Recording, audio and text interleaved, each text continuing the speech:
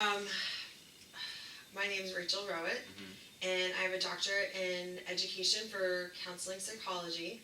I'm a licensed mental health counselor, a certified addictions professional, and I have a board certification for professional counseling and Christian counseling. For my psychologist interview project, I had the opportunity to meet and talk to Dr. Rachel Rowett, a local therapist and psychologist in the Coral Springs area. According to her website, which I have linked in the description below, as well as what she told me during our interview, she has been working as a full-time therapist since 2003, utilizing the cognitive behavioral approach, and she specializes in addiction, relationship issues, and a type of cognitive behavioral approach known as DBT, which relates to a more spiritual aspect of therapy. An interesting part of her therapy method is that she incorporates her patient's faith as a resource to make behavioral changes, which is her objective as a therapist. I chose her because I wanted to find out what exactly a therapist does, how to become a therapist, and what she does on a daily basis, who she talks to, and why she is a therapist.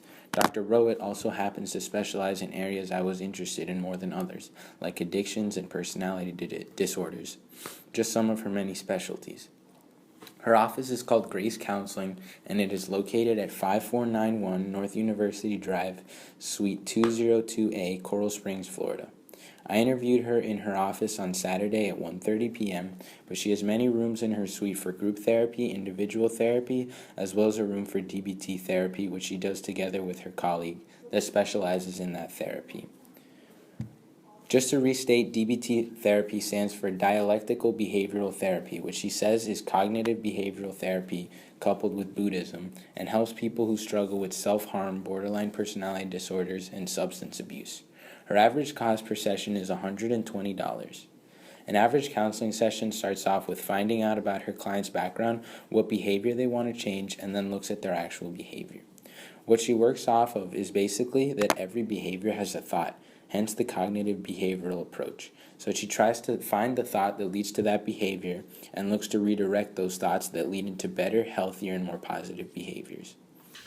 Okay, so psychology was something that I could study as an elective for my bachelor's, and I just really thought it was super interesting. I had an abnormal psychology course, and while I acquired everything, I thought that it was really cool. And then I went on to figure out what I wanted to do after my bachelor's, and I decided I wanted to get my master's. And in between my bachelor's and master's, I did some day groups for chronic schizophrenics, and that really just solidified the fact that I really wanted to do therapy.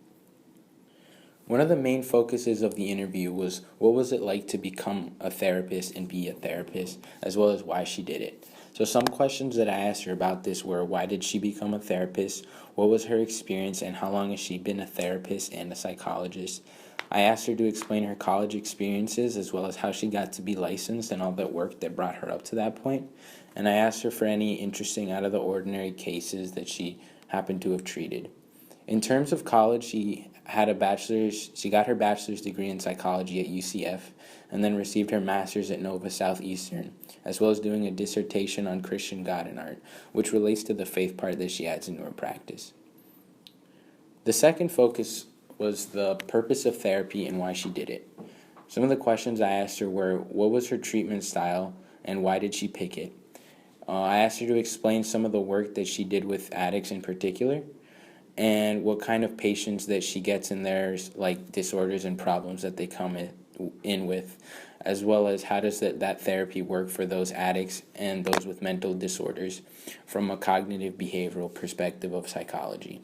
I asked her what her treatment plan was and how she makes an evaluation process for it, and how long an average counseling session lasts.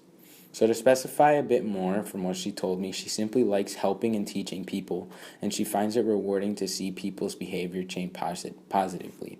In terms of individual therapy, she sees a lot of clients with anxiety, depression, ADD, and poor social skills. She works with couples as well in terms of mistrust, communication, and addiction.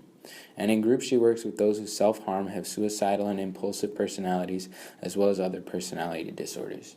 Something important that she told me was that many of her clients have a mix of mental illnesses, such as depression and anxiety, that go hand in hand. I really like teaching. Yeah.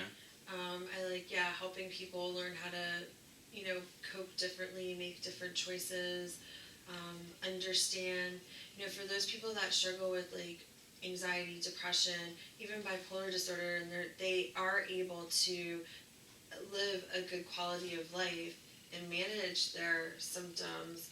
Um, and I think it's important to teach people that stuff so they don't have to turn to like drugs, alcohol, or isolate or ruin relationships. They can choose differently. My last focus point was psychology as a major and a career in general.